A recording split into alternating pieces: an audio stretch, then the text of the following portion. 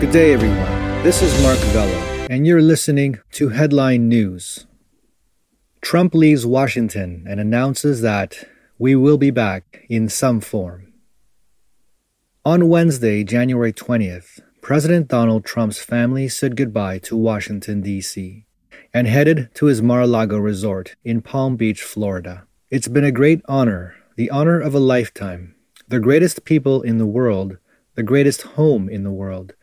We've had an amazing 4 years. We've accomplished a lot. We love the American people, and, again, it's been something very special, Trump told reporters outside the White House. I just want to say goodbye, but hopefully it's not a long-term goodbye.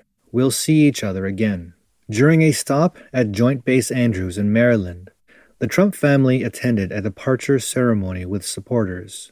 People chanted, "We love you, thank you, Trump, and USA," as 4 Army cannons fired 21 rounds in tribute to Trump and his family. Trump told a crowd of supporters before his departure, "We love you. We will be back in some form. I will always fight for you. I will always be watching. I will be listening," he added. At the time of Biden's inauguration, Trump was at his Mar-a-Lago resort in Palm Beach, Florida. Trump, who retired in Florida with a small group of former White House aides, said in a video released this week that the movement we started is just beginning. White House Press Secretary Judd Deere confirmed that Trump left a note for Biden before his trip. Deere did not elaborate on the contents of the note, citing privacy concerns. Trump thanked his supporters, family, friends, and staff. In Maryland, he told the crowd, "People have no idea how hard this family worked. And they worked for you. They could have had a much easier life.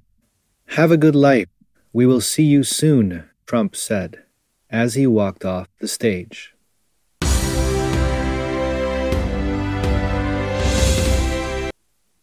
Biden sworn in as 46th President of the United States.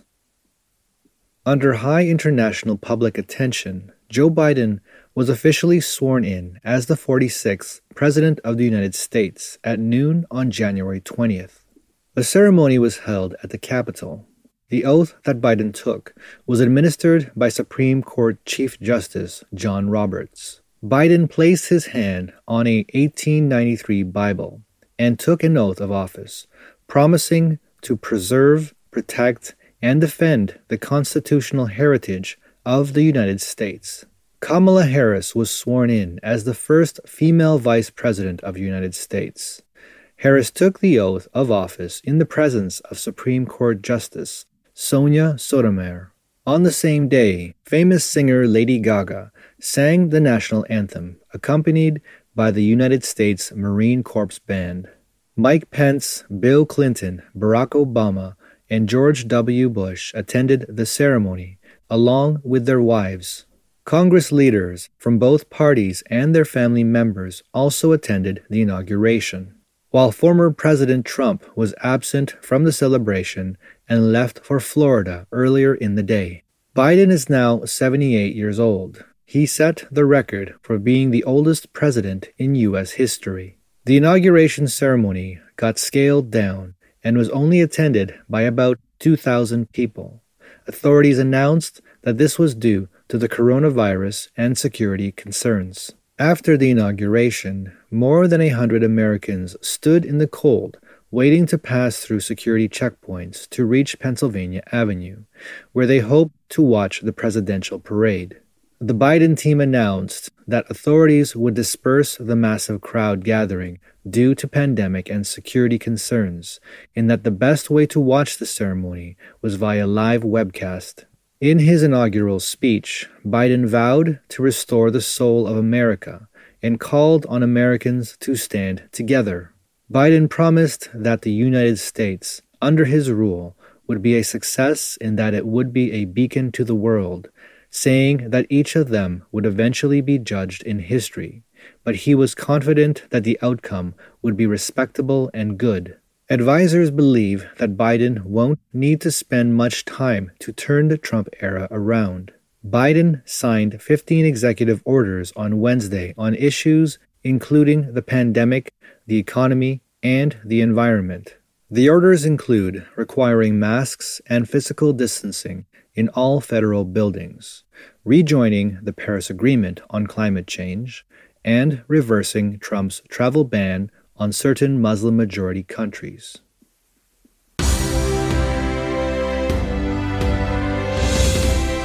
Before leaving office, Trump orders declassification of the Russia investigation documents.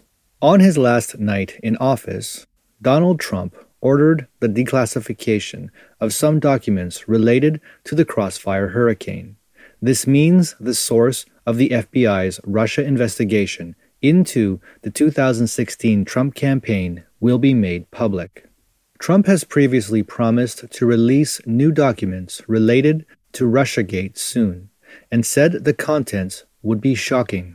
In a memo to the Attorney General, Director of National Intelligence, and Director of Central Intelligence, Trump said that documents related to the FBI's Crossfire hurricane investigation, some of which are classified, have not been released to Congress or the public. He said that he decided to declassify and release as much of the material as possible. Trump said, "I have determined to accept the redactions proposed for continued declassification by the FBI in that January 17th submission. I hereby declassify the remaining materials in the binder. This is my final determination under the declassification review, and I have directed the Attorney General to implement the redactions proposed in the FBI's January 17th submission, and return to the White House an appropriately redacted copy." The FBI launched a counterintelligence investigation into the Trump campaign in July 2016. In May 2017, Special Counsel Robert Mueller took over the investigation.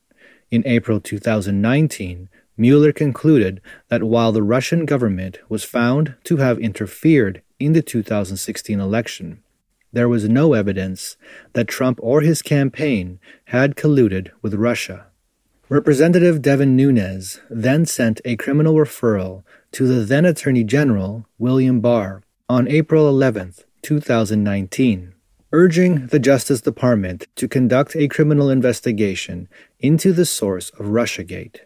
On October 19th of the same year, Barr announced the launch of the investigation and appointed John Durham as the prosecutor in charge of the investigation. However, since the launch of the Russia probe, Durham has faced a lot of resistance. Many of those involved in the investigation have denied that they did anything wrong. It wasn't until 2020, when FBI agent William Barnett's statement was made public on September 24th, that much of the fact of the Russiagate investigation came to light. President Trump has repeatedly described the Russiagate investigation as a political witch hunt by the Obama administration. He has said that the Obama-Biden administration has created one of the biggest political scandals in American history, and that there is evidence that the Obama-Biden administration spied on my campaign and was caught. We could call it treason or more. This concludes today's broadcast. Thank you for your time, and stay tuned for the next Headline News.